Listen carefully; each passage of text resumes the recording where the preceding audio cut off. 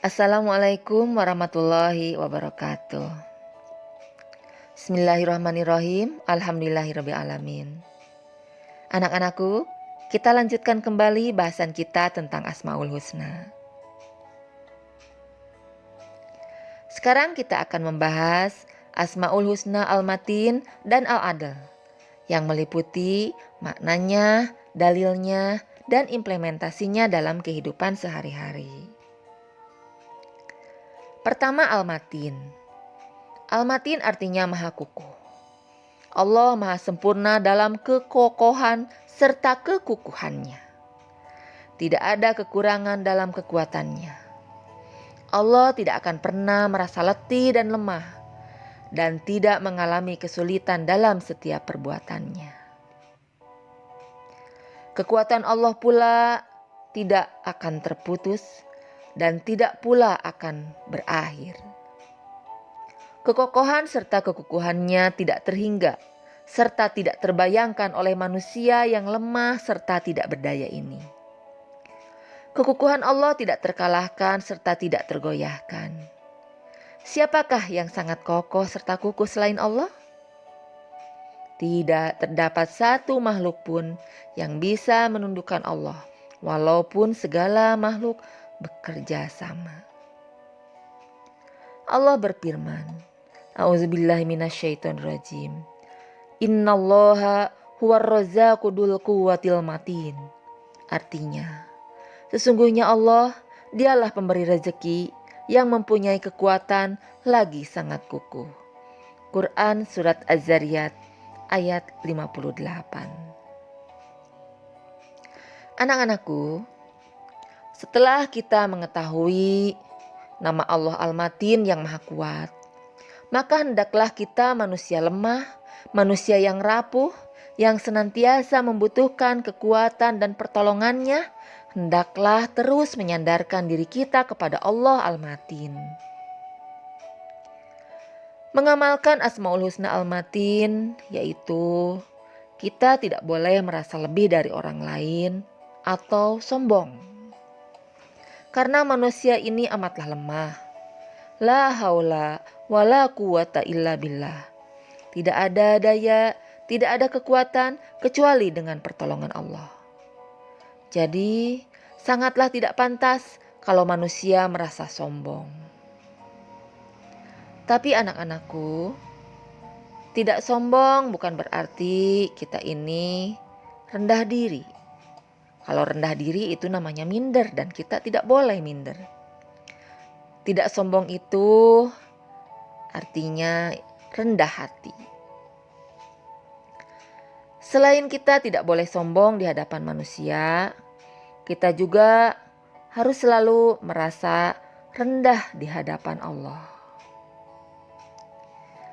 Meneladani Asmaul Husna Al-Matin, kita juga harus selalu istiqomah dan konsisten dalam beribadah dan kebaikan. Kokoh pendirian, tidak tergoyahkan oleh bisikan atau ajakan yang menyesatkan. Selanjutnya Al-Adl. Al-Adl artinya maha adil. Keadilan Allah bersifat mutlak, tidak dapat dipengaruhi oleh apapun atau siapapun. Keadilan Allah didasari pula dengan ilmu Allah yang maha luas. Dengan demikian, tidak mungkin keputusannya salah. Allah berfirman, A'udzubillahi minasyaitonirrajim. Wa tammat kalimatu rabbika sidqan wa adla. La mubaddila li kalimatih wa huwas samiul alim. Artinya, telah sempurnalah kalimat Tuhanmu. Al-Quran sebagai kalimat yang benar dan adil, tidak ada yang dapat mengubah kalimatnya, dan dialah yang maha mendengar lagi maha mengetahui. Al-Quran Surat Al-An'am ayat 115. Allah diberi nama Al-Adl sebab keadilan Allah merupakan keadilan yang sempurna dan pasti sempurna. Oleh karena itu, seluruh yang diciptakan serta ditetapkan oleh Allah telah menampilkan keadilan yang sempurna. Hanya saja banyak di antara kita yang tidak menyadari ataupun tidak sanggup memahami keadilan Allah terhadap apa yang mengenai makhluknya. Kadangkala manusia memandang sesuatu hanya sepintas, dinilainya kurang baik, jahat, ataupun tidak adil. Namun, bila dipandangnya secara luas serta menyeluruh, justru sebaliknya. Ia merupakan suatu keindahan, kebaikan, atau keadilan. Anak-anakku, Allah Maha Adil. Ia menempatkan seluruh manusia pada posisi yang sama, sederajat. Tidak ada yang ditinggikan hanya karena keturunan, kekayaan, ataupun jabatan. Dekat jauhnya posisi seseorang dengan Allah dapat diukur dari seberapa besar kita berusaha meningkatkan ketakwaan kepada Allah. Semakin tinggi takwa seseorang, semakin tinggi juga posisinya. Semakin mulia dan dimuliakan oleh Allah.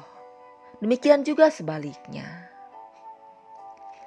Sebagian dari keadilan Allah, anak-anakku, Dia menghukum dan memberi sanksi kepada mereka yang terlibat langsung dalam perbuatan maksiat dan dosa. Tidak ada istilah dosa turunan. Semua manusia di hadapan Allah akan mempertanggungjawabkan dirinya sendiri. Lebih dari itu, keadilan Allah selalu disertai dengan sifat kasih sayang. Dia memberi pahala sejak seseorang berniat berbuat baik dan melipat gandakan pahalanya jika kemudian niat baik tersebut dilaksanakan. Sebaliknya, Dia tidak langsung memberi catatan dosa selagi masih berupa niat jahat. Sebuah dosa baru dicatat apabila seseorang sudah melakukannya. Meneladani Asmaul Husna Al-Adl dalam kehidupan diwujudkan dengan pertama, bersikap adil kepada Allah dengan cara menjauhi dosa-dosa, terutama dosa besar yaitu mensyirikan Allah, serta kita harus beribadah kepadanya. Yang kedua, berbuat adil kepada diri sendiri, antara lain dengan memperhatikan hak dan kewajiban kepada tubuh yang telah dititipkan oleh Allah. Yang ketiga, bersikap adil terhadap sesama insan, ciptaan Allah, yaitu dengan cara memberikan hak-hak mereka serta melaksanakan kewajiban kita. Dan yang keempat, berpikir, berbicara, dan bertindak dengan penuh keadilan tanpa dilatar belakangi oleh ego. Demikianlah pembahasan Asmaul Husna Al-Matin dan Al-Adl. Setelah menyimak pembahasan kedua Asmaul Husna tadi, semoga semakin menambah keyakinan dan kecintaan kita kepada Allah dan menjadi pendorong bagi kita agar senantiasa kokoh pendirian dan istiqomah atau konsisten dalam kebaikan, tidak tergoyahkan oleh bisikan atau ajakan yang menyesatkan, serta menjadi pribadi yang adil terhadap Allah, diri sendiri dan orang lain. Sekian, wassalamualaikum warahmatullahi wabarakatuh.